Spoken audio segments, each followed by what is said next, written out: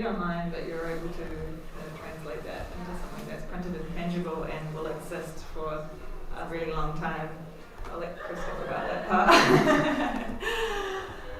Sure, pass off. Well, I know you've written about it. Yeah, I have written quite a lot about this topic. In an anthology by Gloria Books called Dwelling in the Margins, which Katie has there, which is about kind of independent publishing in Aotearoa, and my chapter in that book happens to be on exactly this topic. I guess I talk a lot about, like in poetry, online journals have been like really kind of empowering things as well, because it's very easy for someone to just kind of spin up a website that can be a quarterly or a biannual journal of poetry, and some really cool things have been done in that space. The trouble is though that as soon as someone stops paying the bill on the domain, it's gone, and it just kind of like evaporates in a haze of broken links, and often these things are, like the barrier to entry is very low, the permanence is commensurately low as well, just because people don't sort of think about how you achieve permanence in the digital space. And sometimes people don't want to think about those things, which is fine as well. But yeah, I think it's nice that like books are and printed things, no matter how kind of ephemeral the printed thing is, like you can't unprint it, like in the way that, if I stop paying the yearly bill on my .com, it just kind of disappears. Yeah, that permanence is really important, especially when it comes to like creation, I think, right? Yeah, I think there's like sometimes interesting things you can do, like engaging with that ephemerality, but like, yeah, most people don't think about what's going to happen.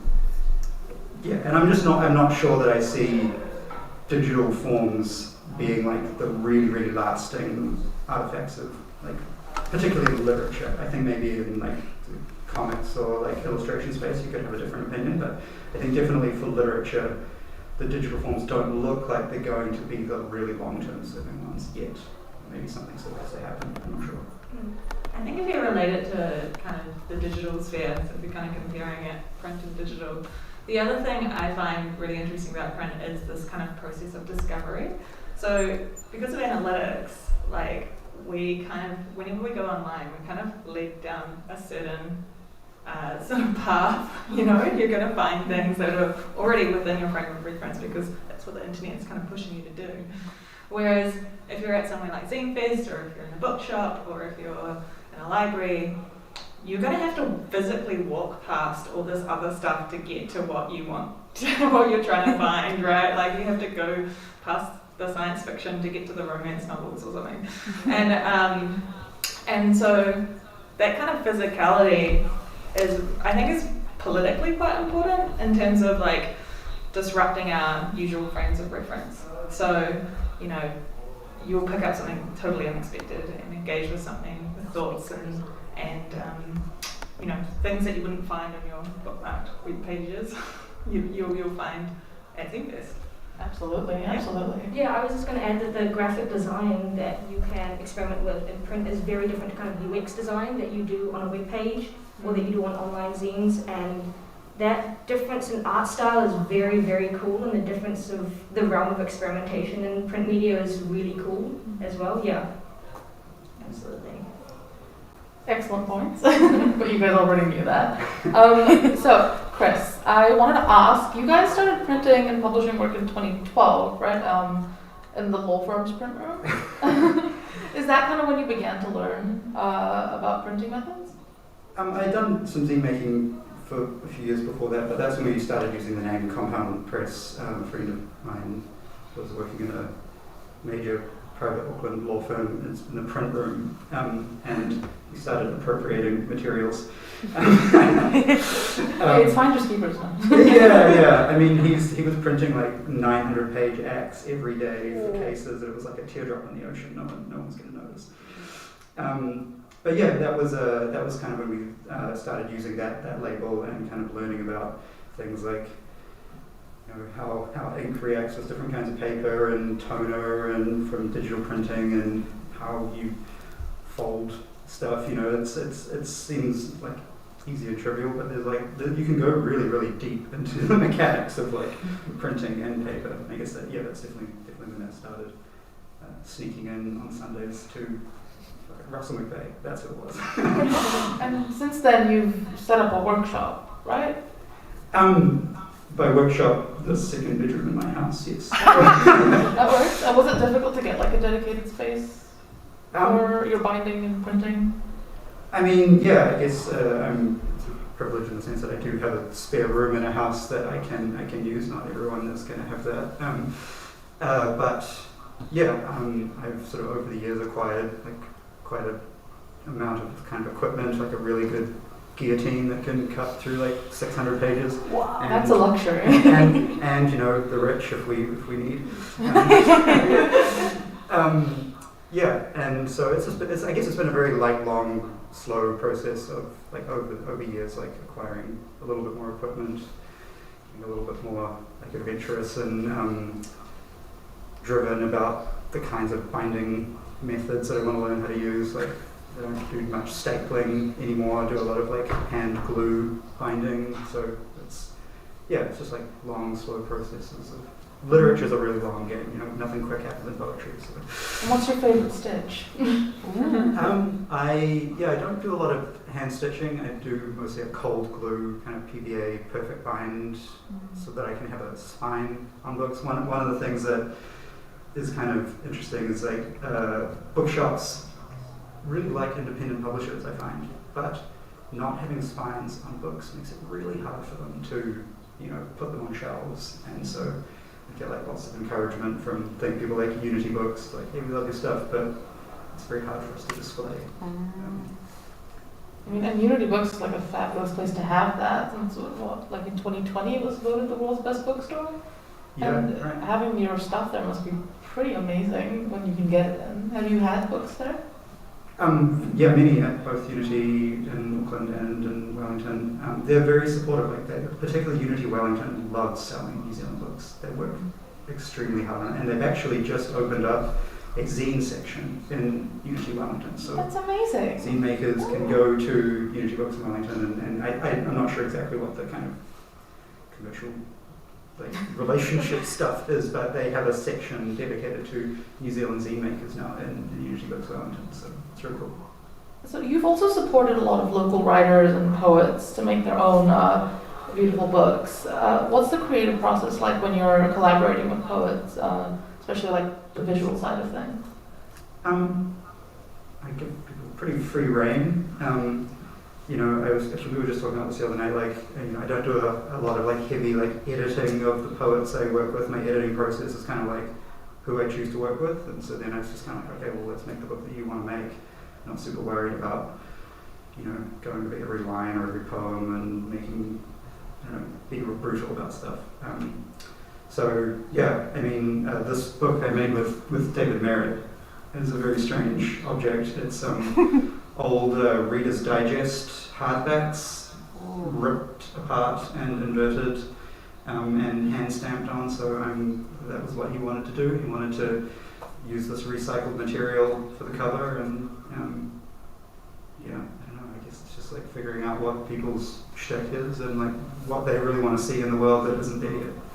And if someone, let's say one of our lovely listeners in the audience or even on the live stream, if they are interested in maybe publishing a book with you, how would they go about that? So we have a poetry journal called Minarets that we publish once a year, and the process is very much like, if you're interested in what Compound Press does, send some poems to Minarets first, and you know, and then we can kind of get a feel for what you do, and I think pretty much everyone we publish that's the way it's happened. Like, first publish them in the Minarets journal over a year or 2 years or whatever, and then eventually like, hey, let's do a book together, and that's the process for that. Amazing, thank you. Jennifer. Yes. Hey. So last time you were here at Auckland Zinefest, you had a stall with just your own artwork and zines. Yep. What made you want to start Rap World in 2020? I worked a lot in publishing and arts industries and stuff for a long time, and I'm mixed Chinese, so I felt like there wasn't there's a certain level of exclusivity in the publishing world, and I feel like a lot of people still feel that today. where only friends of friends really publish, or people that you know, or people who are publishing a certain type of work, and it becomes a bit of an echo chamber. And a lot of people were coming up to me and being like, I have this really cool idea, and there's no space for me, or I come from a different background where I didn't have the time, space, or privilege to be able to pursue arts. You know, I'm doing an engineering degree and I do photography in my spare time, and no one's taking me seriously because of that. And I was like, well, that's really shit.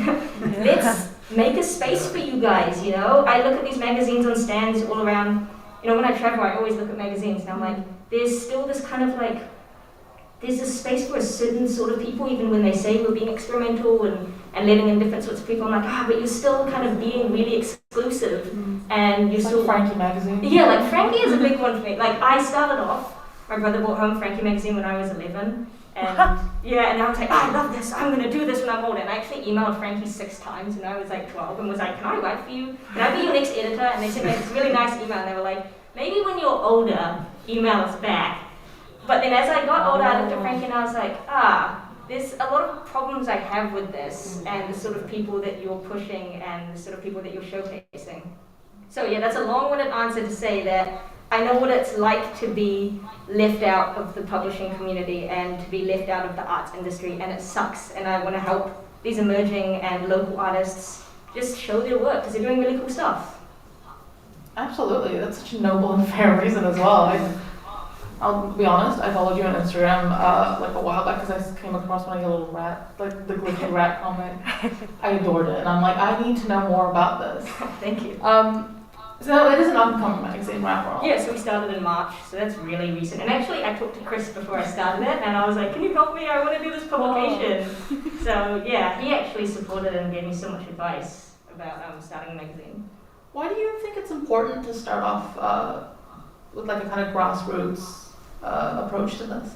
I think print is the like original anarchy, to be honest. Like, in New York and Brooklyn, all these underground like comics with the X magazines were the things that really got these like POC and female comic artists out there as well. So I think print is just like, I don't know, self-publishing and print is just the big thing that's gonna get everything out. It's gonna change the world. That's what I feel.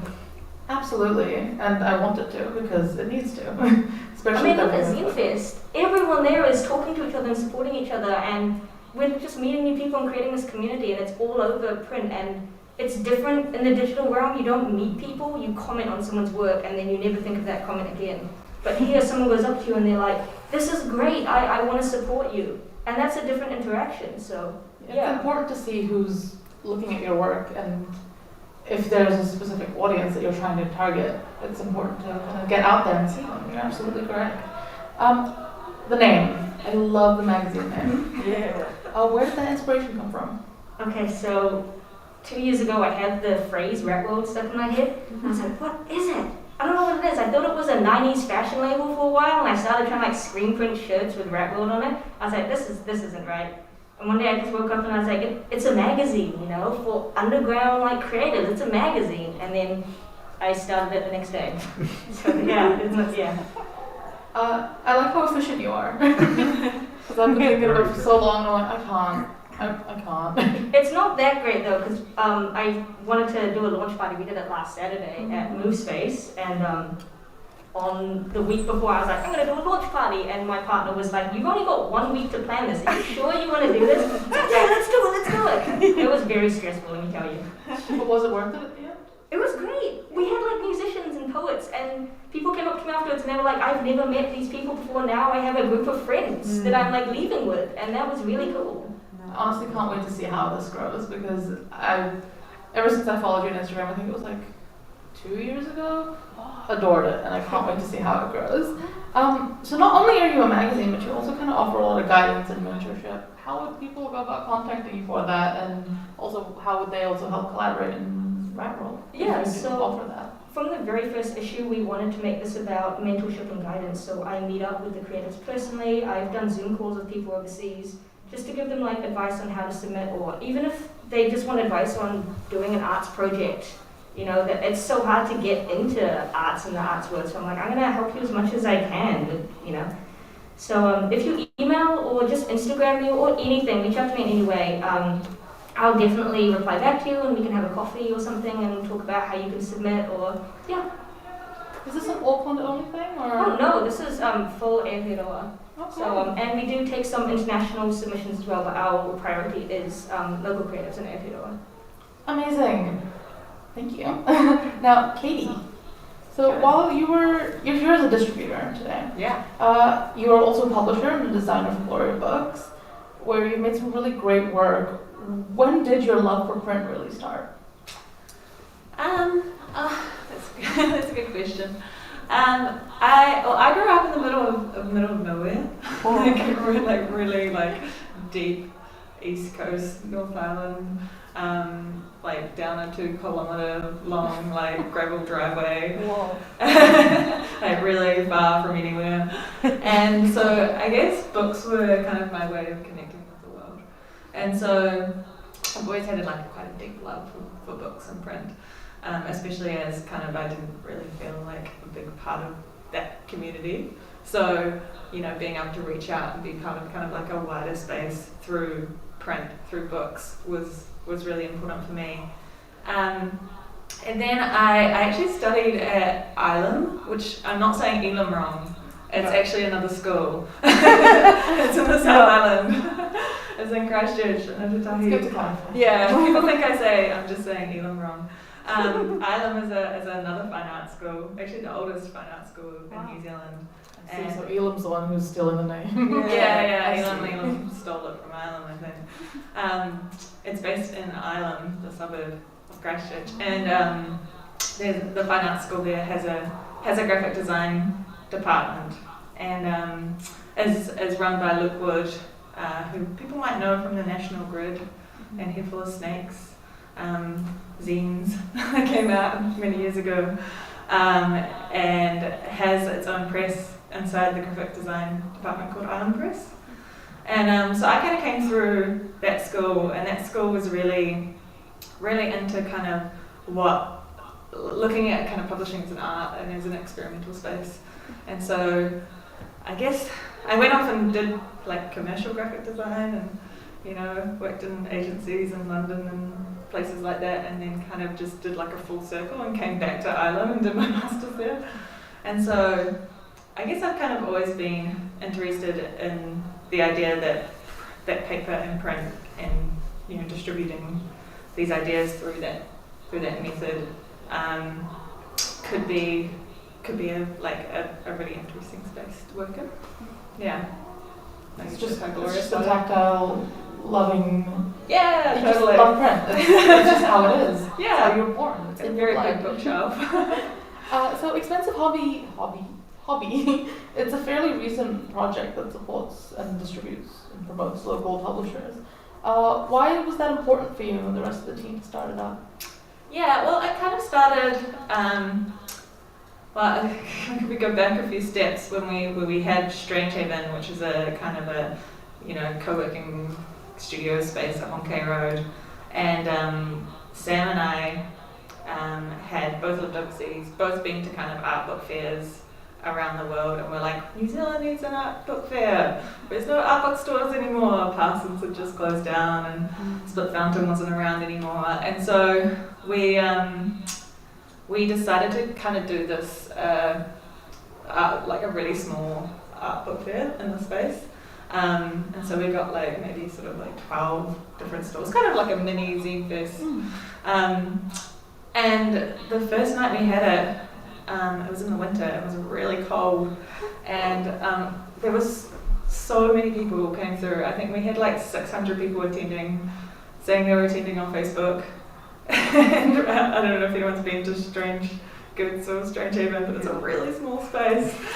And that's when we kind of realised that there was, you know, people were really interested in engaging with independent press, and people wanted to see this in Tāmaki, and there was a space for it. So we did a couple more fairs, and then we opened the bookshop, the Strange Goods at the front, and it's kind of become a bit of a hub for independent publishing. And so, yeah, Chris is hanging around as well. And me and Sam and Chris kind of started having this conversation about how we were all you know, we all have these presses.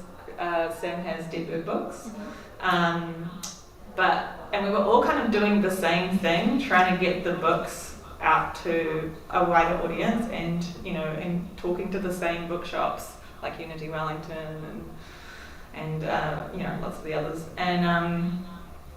and we were like, well, it kind of doesn't really make sense that we're doing this all individually and we're working so hard to do it around our jobs and lives.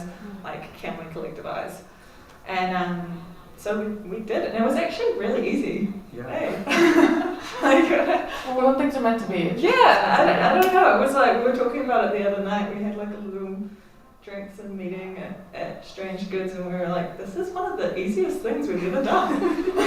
This is way easier than making a book. So yeah, it just kind of made sense, I think. Yeah. Yeah. And where did the name Expensive Hobby come from? Yeah. I thought it came from Sam, but Chris said he thought it came from me, and I think Sam thinks it came from Chris. A deep place of truth. Deep. Came from our empty wallets. I can relate to that. So you have a knack for layout design, which can be very difficult to get right. I would know. I've struggled and still do to this day, especially when you're designing for print, obviously. Do you have any tips for all of us for getting the layout right? I think, and I guess this, I kind of teach a whole course on this, so you can come along to that. But I guess kind of filtering that down is about research and about design research, and about kind of, you know, not just choosing a font because it's pretty, actually understanding where that font came from, what that font means, what that font is saying, looking at the book as being a place for experimentation, but also understanding that book design is a craft, and it has a very long history, hundreds of years of history, and reasons for doing things certain ways, right? So it's kind of an interesting space with book design, because you're acknowledging this really long, incredible past of typographers, publishers, printers, Old monks and churches doing everything by hand. Looking at manuscripts right through to, you know, digital publishing is actually a really recent part of that history, and it has opened up, you know, a really easy way to experiment with those. You know, you can just put anything into a book now, but I like to acknowledge that past, and I like to know that past and that history and those rules that they developed over many years, because, you know, they didn't just do it for no reason, and then experiment with it, right? Yeah, absolutely. And it's also the history of like how of bookbinding in general and the press. It's really fascinating to look at, and it's important to kind of continue that, right? Yeah, totally. Make sure that it doesn't matter if it's just words or doodles, or they're not just these things, they're part of something really big. So I'm just going to actually open up the floor for some questions. Does anyone have any questions they wanted to ask? Yeah. So for artists, well, recent graduate artists to want to like kind of reconnect back into the community, because it's been really hard, especially since the COVID period. It's pretty much impossible to get anything physical kind of project going on. Is there any like recommendations of what artists can do to kind of like get back into making, I suppose? It's been, because I personally find it really hard for myself to get back into the hobby of making art has become such a difficult thing. Kind of like struggling to survive, and then making art is like kind of like a novelty at this point. And now life is kind of getting back to normal, and I forgot how to do it, and I'm like... That's a really good question. What do you guys think? That's got to be you, right? I was going to say that collaboration is like a really important way to get back into it, especially after the isolatedness of lockdowns and stuff. So I actually went through the exact same thing. I completely burnt out. I didn't post any art. I didn't do any art during lockdown. And then afterwards I was like, wow, I have nothing. I suck. And then, yeah. So it's like, I don't know, I had to really push myself to just start messaging people or like talking to people and being like, I like your work, did you want to maybe do something together? And you do this like little crappy thing together, but that step is the step to be like, actually maybe I'll do this next thing myself. Or I don't know, I just think meeting people and collaborating with them with your ideas and with their ideas can help get over that maybe. But I guess that's how I got over. But I know how you feel. Submit to Ratwell. Submit out to Ratwell. On the rates. If it's Submit to poetry. Seems like everyone here is keen for song submissions. Wow. like prepare for the next Zinefest. There's always that. Any more questions? I promise we don't bite. Yes, Kelly. I guess I'm interested in knowing, like, is it difficult to get used to printers and using printers at home? Like, how has that been for you guys? You're probably the best one Sure. to answer Yeah. that. I mean, like, you can go really deep into this stuff, like, you know, learning about, you know, paper's not just paper. Paper has different kinds of grain in it that makes it good for folding in different kinds of ways. So, like, you know, for example, if you're trying to fold an A4 piece of paper in half to make a zine, like, you want a particular kind of paper grain that's going to be easy to do that rather than fighting against it. So I feel like there's so much stuff that you can learn in the space, and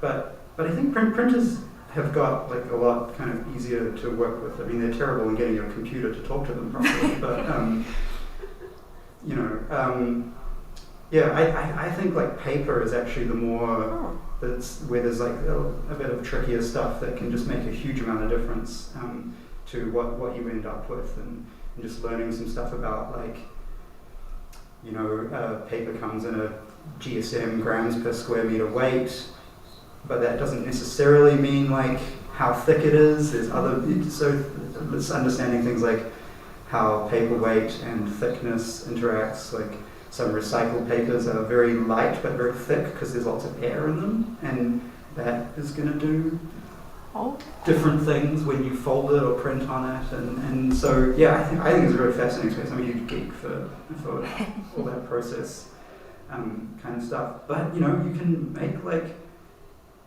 there are really cheap laser.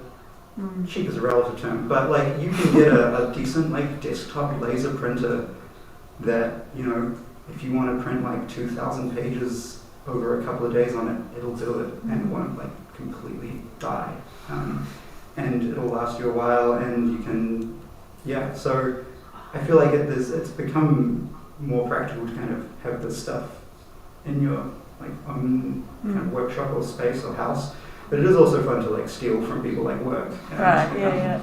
I highly recommend that experience. Hell yeah. I did that recently. Definitely did I that. stole a whole bunch of old papers from Rosine. It's not theft, actually. I didn't steal it. They were going to throw it away, so I yanked it. Or make friends with a student and just go use the facilities at places like AUT. We're going to do that with Adrian. We're okay with that. Yeah. That was some really cool screen printing stuff. But segueing into screen printing, have you guys have you physically printed things for your publications before? My first book that I did with Gloria was Between Two Strangers, and it was a 224-page book, and I made 250 copies of it on the risograph. And it took me a whole week. Like literally from about 8 in the morning to about 6 at night, just like listening to RNZ and just printing, and then like stuffing it up, and then having to reprint it, and like you know. And what did you use to print it? I used a risograph, and but I learned so much in that just experience. So I think, and I've never really done much of that before. I just like took on making this book, but you know, I've done like posters and small things, but nothing of that kind of scale. So I reckon just throw yourself into stuff and just like, if you want to make something, just do it. And the hardest thing is getting over your imposter syndrome. Sure. Well, let me tell you, getting up on the stage today. What about you guys? Any hand-printed journeys? Every single letter is individually stamped on these covers, and those are two hand stamps on the back. and I've made 300 of these now. So yeah, a lot of manual labor and time that I'm never going to get back. But yeah, just like listen to the radio and do repetitive things. Better than watching Netflix, right? So yeah, I've definitely been there with like very, very hand manual processes, and I do some of the more recent books I've made are commercially printed with saw print here in Auckland, but I don't ever want to like get totally away from insane things like this. So yeah, this sort of hand making is part of it for me. It's going to be really great in the future to look back at that book of David's and be like, I did that. Yeah, I wonder how it's going to age, like how it's going to hold together. Yeah, there's a real sense of achievement, I think, in like actually printing it yourself and you know, having this thing that you've made, right? And then you get to put out into the world and see on other people's bookshelves or coffee tables or something at some point. Yeah, I remember taking my first zine home and my mom's like, "Oh, look at this," and I'm like, "Thanks, Mom." Mums are always like be supportive. That's like a thing. I think the surprise was that my dad was like, "Oh, yeah, that's cool." I'm like, "Is that? It's the same as my dad. Did as you well. say something nice to me?" But what about you, Jennifer? Do you do a lot of hand printing? I did the screen printing stuff on t-shirts and like prints for stuff. Do you have like your own studio? Yeah, I have like it's in the cupboard under the stairs. I love Exposed stuff, and then my mom Harry actually helped Potter. out one time, and she was like, "There's paint everywhere."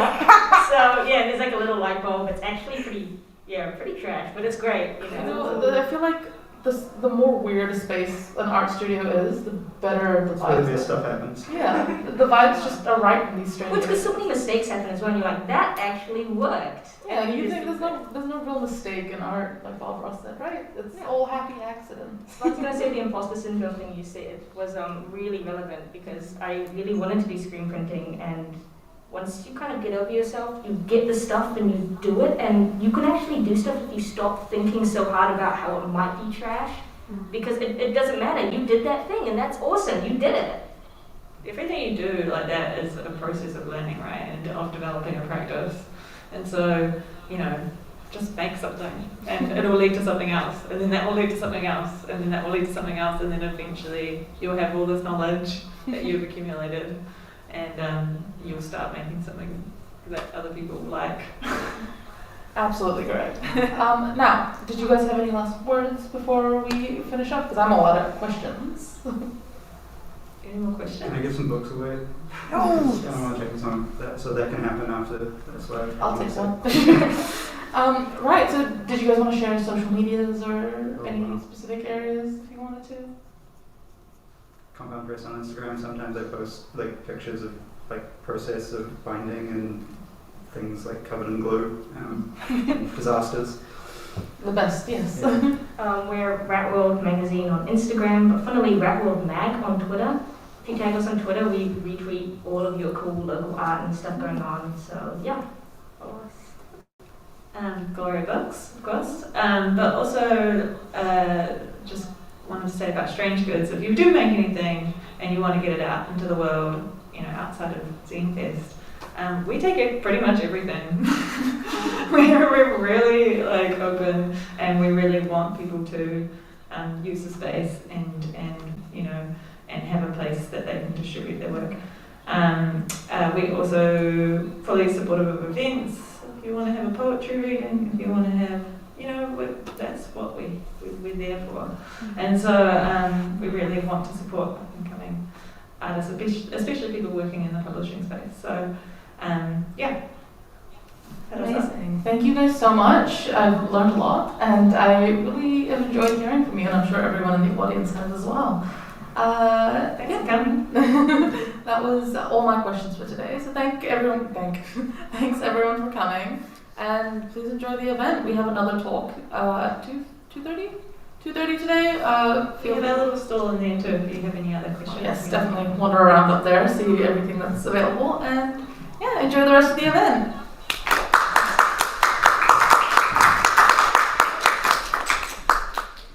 It was so good to hear from you guys. Thanks so much. Yeah, that's fun. Yeah, great.